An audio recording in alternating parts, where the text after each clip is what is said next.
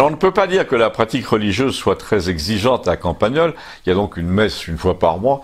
Et là, j'y suis allé parce que c'était une messe à la mémoire d'un ami. Et j'ai assisté à une scène à la fois déchirante et hélas significative.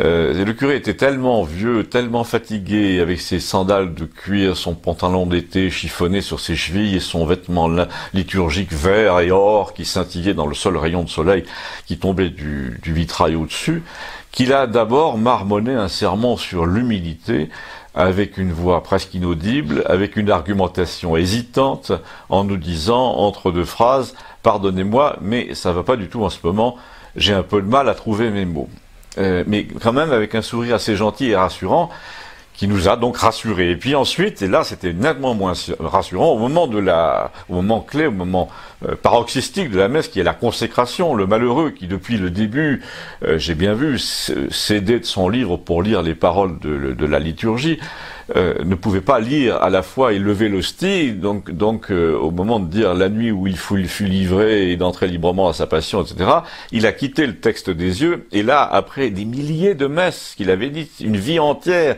passée à dire les mêmes mots au même moment, il a humblement demandé à l'Assemblée de continuer à dire ce qu'il fallait dire, parce que lui ne pouvait plus, son cerveau refusait de restituer les 3 phrases cruciales, nécessaires, et nous l'avons fait donc à sa place, un peu au bord des larmes, en tout cas très ému, parce que c'était une illustration immédiate, parfaite de son sermon sur l'humilité, là. Quand ça commence comme ça dans une vie, en général, on va pas très loin, et là, visiblement, il voyait le bout du chemin de la vie, de la mémoire, en tout cas.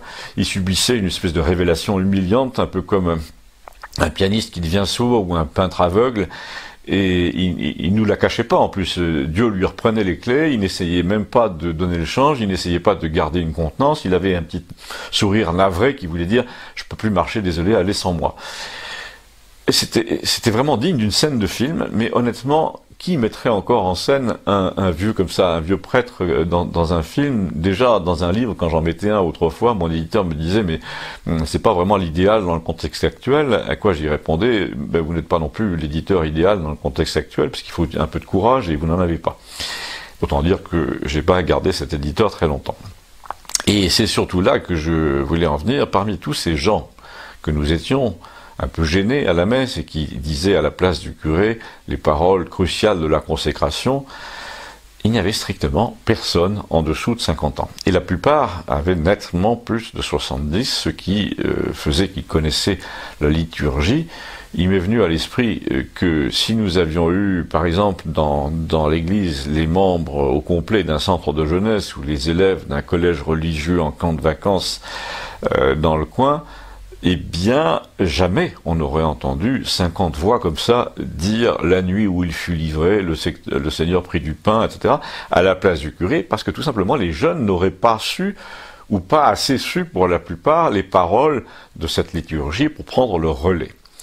C'est toute une génération en ce moment qui perd vraiment la mémoire du christianisme, qui est en plein AVC culturel, et ça ne concerne pas que cette culture-là, qui était connue de tout le monde autrefois. Même des mécréants, d'ailleurs, les connaissaient ces mots. Ce ne sont pas leurs facultés de mémoire qui sont en cause. La preuve, parallèlement, tous les soirs au bar, cette jeunesse de village qui ne va pas à la messe connaît par cœur les paroles des chansons de variété dans l'émission de Nagui. La liturgie chrétienne est simplement sortie de leur karaoké personnel. C'est comme ça, c'est regrettable. Je vous remercie.